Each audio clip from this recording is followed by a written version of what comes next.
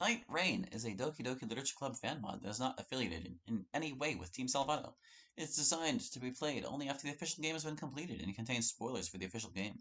Game files for Doki Doki Literature Club are required to play this mod and can be downloaded for free at that place or on Steam. By playing Night Rain, you agree that you have completed Doki Doki Literature Club and accept any spoilers contained within. I agree. Sup, it's Hallie, and welcome to Doki Doki Night Rain. Oh, I'm doing this Let's Play mode thing again. I'm gonna turn it off, because I don't care. Game is an official game, I'm fail with no Spotto. Alright. So let's do my usual settings thing. I don't really know a whole lot about this mod, but I did see in a topic recently posted that apparently Monica's kind of a villain in it. I don't know. I guess we will have to be the judge of that for ourselves whenever we get there, because I don't know anything else about it, my dude. Just gonna put in my name. It's Hallie. Can't see my keyboard because I'm saving power. Okay. Don't really know what to expect. Didn't read the description or anything. Just 3 more minutes.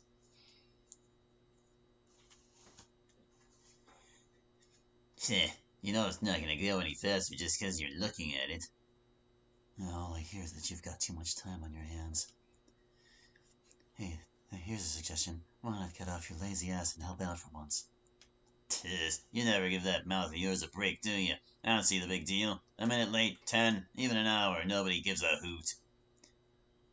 I grimace before turning and cleaning up the mess of clutter Jun left on his desk. He's a disgrace to the other guards on shift. I don't know which person we might be. I'm guessing we're neither of those guys, but anyway. He's lazy, has a bad attitude, and he doesn't respect others. I bet he only got this job because his father is a politician or something, and he probably doesn't want to fire his own son. You missed a spot. I glare at him, and he laughs before tossing a paper cup into the garbage can. I sit back down and wait, tapping my foot. The next crew is past due for check-in. What's taking them? They should have been here by now. I'm calling it in. Don't bother. You don't want that kind of headache on your schedule. Feel free to head home. Since I'm clearly the more responsible one here, I'll stay and watch the cams until our fair weather friends arrive. So he says, but I know it's a load of bull. That grumbly old man is just looking for an excuse to fall asleep. Well, get going. I'm worried the next shift won't show, but, well, I'm feeling pretty tired. Fine. After some internal debate, I agree with Jun's proposal. You sure you'll be fine alone? Yep, don't worry about it. Giving him one last look, I turn and head for the door. The walls reverberate with the familiar hum of fluorescent lamps. It's an old site. Most of the equipment is fairly worn down or outdated by a few decades, not that it matters much. I'm pretty sure if the people upstairs wanted to, they could afford to replace everything, but since the techs don't come down this far, most of the stuff is left in a state of neglect. Speaking from experience, security this far into the facility isn't really an issue either. Hell, many of the screens, cameras, and doors are faulty too. I continue walking down the long corridor. My footsteps echo with every step. It's an extremely quiet environment. You could probably hear a pin drop. After a short while, I reach a junction where the hallway branches off. The first right leads to the main security checkpoint and an elevator to the upper levels. Beyond the second right is a small lounge and a staircase leading deeper into the complex, though I've never been down there myself. I take the first right. Bzzzt. I jump back, startled by the sudden noise. Before checking my phone, it's just a message. I exhale. 2:05 a.m. Hey Masaru, it's me. I squint at the text. Did I read that right? 2:06 a.m. Seiko? Where are you? It's a text from Seiko, a girl I haven't seen in... No, she's probably a woman now. It's been a while since college.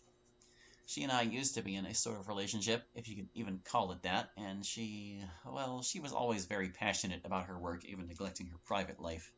What should I say? Well, hold on. Auto-ending text boxes have already arrived to plague us.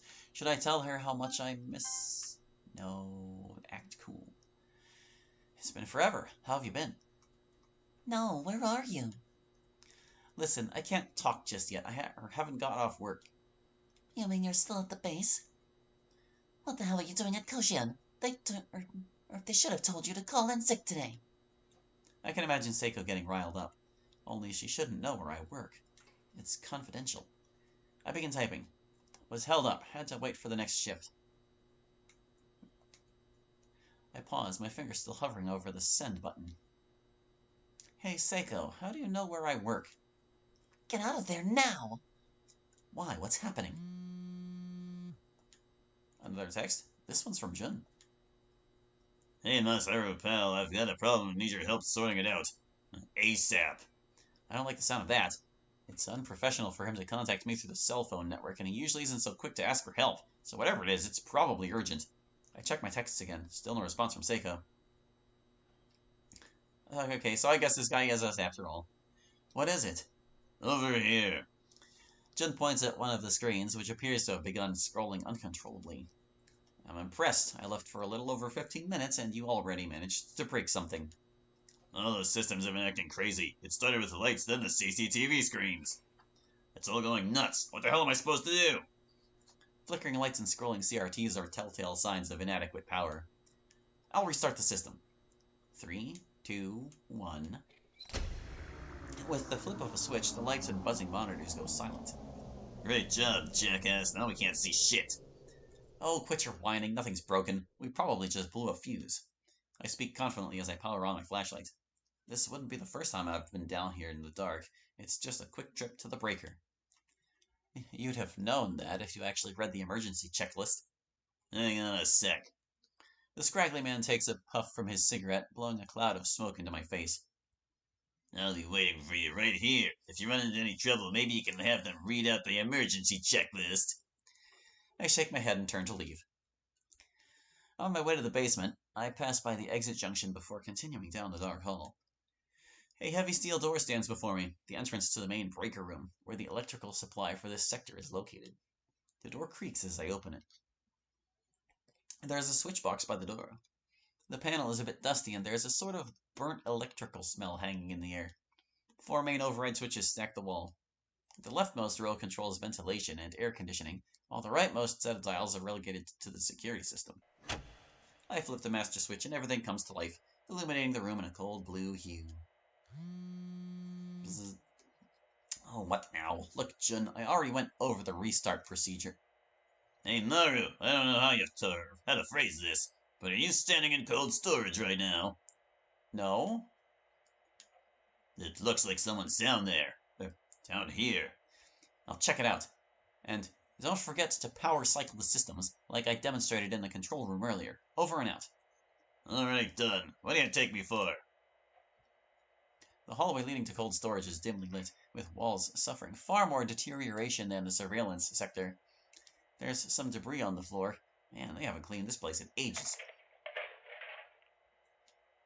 As I approach one of the doors, a loud clank emanates from within. Hello? No reply.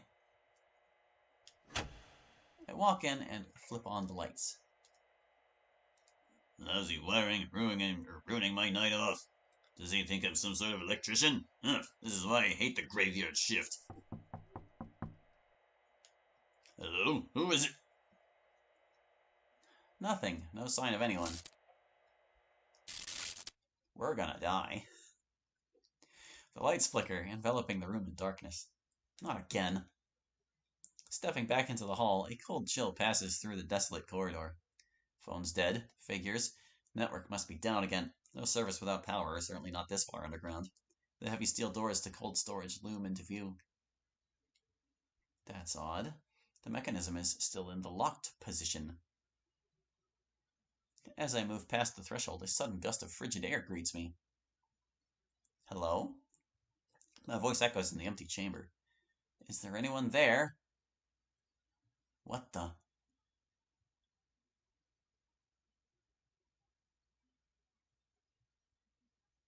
Just 3 miles to go.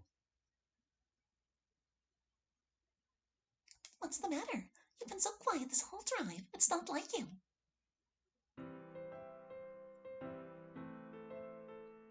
So, are you enjoying your time in Okayama? It's been fine. You seem pretty lonely. That's not true. Yes, it is. You've been living here for a few months and you still haven't made any friends. I have friends. That's right, you did say you were planning to meet someone tonight. Someone who you haven't seen in a while. Best not to keep her waiting. I already told you it's not like that. So I say, but the truth is, I don't know how I feel. You should be happy, meeting an old friend after such a long time. What did you say her name was again, Sayori? Sayori is a girl that I knew since elementary school. She and I were inseparable before... How do you plan to catch up? I bet you have so much to tell her. And I bet she's just dying to see you.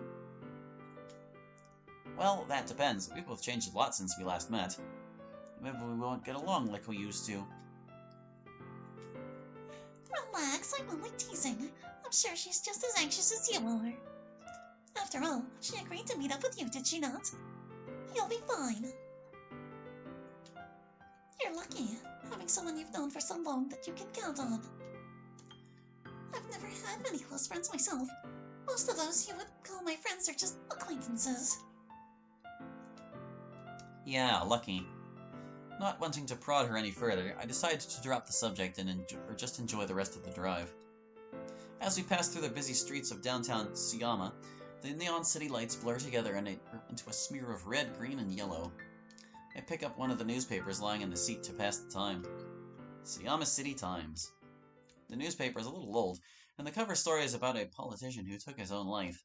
It reads, Toshiyuki Kento, embezzlement, fraud, deception, the circumstances that led to the death of Japan's biggest con man. It was discovered today that Toshiyuki Kento was the man behind the largest embezzlement case of our generation. In addition to defrauding thousands of people, Mr. Toshiyuki was revealed to have been posing as a representative from the Ministry of Finance, selling false bonds to unsuspecting investors. Upon being exposed, Mr. Toshiyuki claims to have been acting alone. When asked if he was aware that his actions carried the death penalty, Mr. Toshiyuki said, "Of course I was aware, but someone had to do something about all these corrupt politicians and bureaucrats siphoning off public funds for their own selfish ends.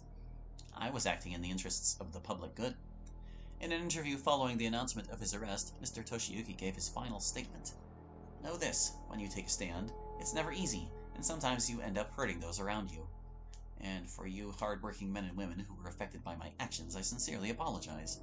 But I do not regret what I have done. If given the chance, I'd have done it again. I have made my stand." With these parting words, Mr. Toshiyuki ended the interview and was placed under house arrest. It is unclear whether the Ministry of Finance or any other agency was aware of Mr. Toshiyuki's crimes, or if they are investigating possible links between his activities and organized crime. Mr. Toshiyuki was confirmed dead on Monday, officials say. In typical flamboyant Toshiyuki fashion, after delivering his final message to the world, Kento blew himself up using the natural gas in his hotel room. The charred remains of Mr. Toshiyuki were later recovered after it was confirmed that he had taken his own life. I put down the paper as the car speeds by in silence. Eventually the city fades into the background and we are left driving through the dark countryside. Stopping briefly at a traffic light, Monica adjusts her hair. In the dim light of the car's instruments, I can't help but admire how beautiful she is. Her long, silky brown hair hangs loosely over her shoulders. She smiles at me, then turns her attention back to the road. Say, are you seeing anyone? Not currently, no. Like, do you have a boyfriend? Nope, not for a long time. Really? But you're so... I'm so... I grab the armrest for dear life as the car swerves, narrowly avoiding an oncoming truck. The car slowly skids to a halt as Monica regains control of the vehicle. Whoops, clutch slipped. Sorry. Jesus, Monica, are you trying to get us killed? Oh, please, we're fine. It was just a little slip-up. A little slip-up? Are you kidding me? We almost died! Calm down, neither of us are hurt. Though I can't say the same for them. She gestures further down the highway, where the speeding truck crossed into our lane. It looks as if the semi hit another vehicle before coming to a stop. The driver of the car, a woman around my age, appears to have been thrown completely through the windshield. Holy... Are they alright? I doubt it. We should call an ambulance. Right. Sliding the door open, I take a few steps out and towards the accident. The car is a mess, and the woman is covered in blood. No way. Is she?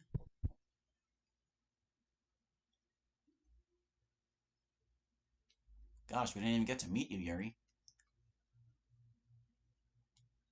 She has no pulse. Hey, is she okay? Not really. Her legs are bent at odd angles, and there is a pool of blood forming underneath her. Oh. Look, I already called an ambulance. We need to leave. Now. surprised I took the car up without asking. She'll kill me. This isn't a car, Monica. This is a dead person. All the more reason to not waste time here. Let's go.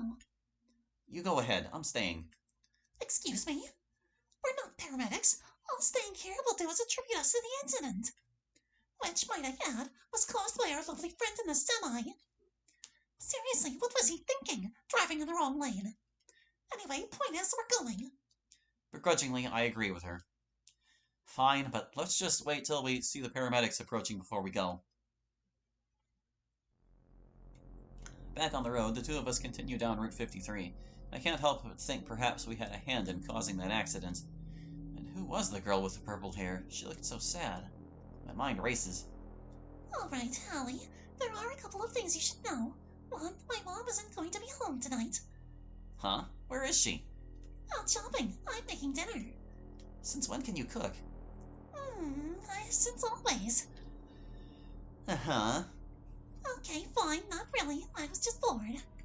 Fair enough. A few minutes pass and neither of us say a word. Besides, weren't you on your way to see someone? My mind goes blank. I totally forgot. Sayori! Pulling out my cell phone, I see a multitude of missed messages. Is it Sayori? Where are you? Hello? You still coming? Hello? Hallie, I know you're not that busy. I try and fumble a reply.